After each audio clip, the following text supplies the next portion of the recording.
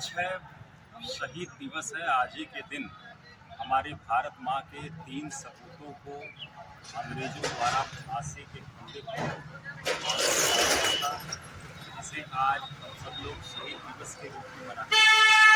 और आज हम आम आदमी पार्टी के साथियों द्वारा भगत सिंह लगी हुई है, यहाँ पर इकट्ठा होकर उनकी शहादत दिवस के अवसर पर अपने संवेदनाएं व्यक्त कर रहे हैं। यहाँ पर उपस्थित होकर के हमने 2 मिनट का मौन रखा है और आज अपने देश के वास्तविक शहीदों को याद करने का दिन है, इसलिए आज हम सब लोग यहाँ पर इकट्ठा हैं। तो आज का दिन हमको क्या पैगाम दे रहा है और क्या सीख आज के दिन से लेना चाहिए? देखिए, पैगाम बहुत सीधा सा है।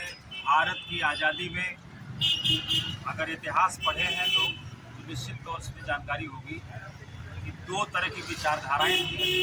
एक विचारधारा गरम दल की थी, जिसका प्रतिनिधित्व भगत सिंह जी करते थे, चंद्रशेखर आज़ाद जी करते थे, राजगुरु जी करते थे, सुखदेव जी करते थे।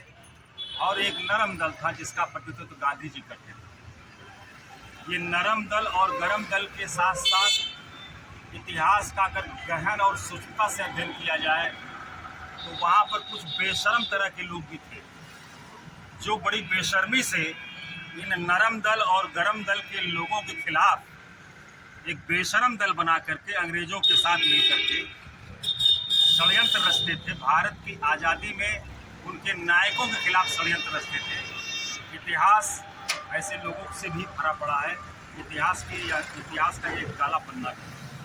तो इस देश को आज़ाद कराने में नरम दल वालों का और गरम दल वालों का ही योगदान है।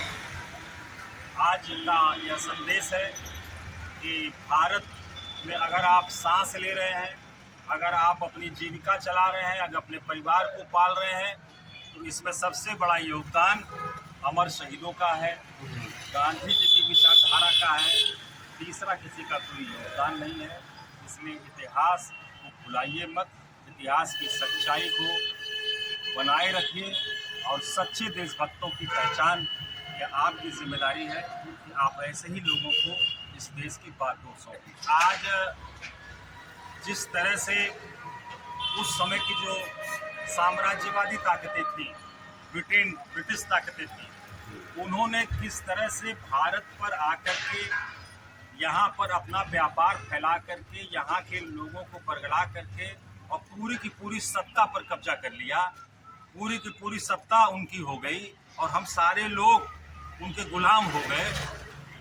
इस बात इतिहास की इस सच्चाई को अगर हम याद रखेंगे तो निश्चित तौर से हम साम्राज्यवादी ताकतें जो आज विभिन्न माध्यमों से हमारे देश में व्यापार के माध्यम से वही तरीका अपना करके आना चाहती हैं।